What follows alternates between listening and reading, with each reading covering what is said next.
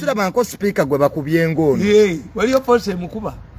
speaker ye baba bamuli bube waliwo force ekola ki kyonna kye yakola waliwo force kubanga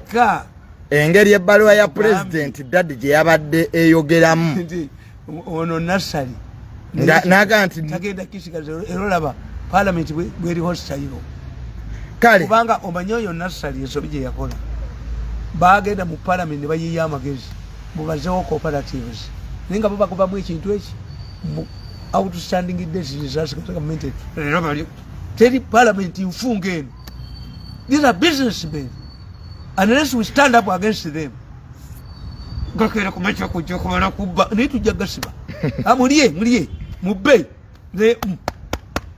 government eddako tukuba kuno wekatalijiriye eribika naye kati kayinza jjira bwetuuse tugenda kulema bulabi bagenda mu Olympics wabba amabaati a cemetery of shame wabba amabaati wagabba ba kofi nishi mabaati muzike kati agabbi agalalanga kadduka gwe wabba sukulu fees esomero nti mubbe muzike mu compound mumusimba ko muti abaana bakulenga bati obubbi emyezi mukaaga Uganda egenda kutwala ekizungizi ku mwezi jano muzinga akotte ku ntebe anti sente babbanzi be bweziri emyezi mukaaga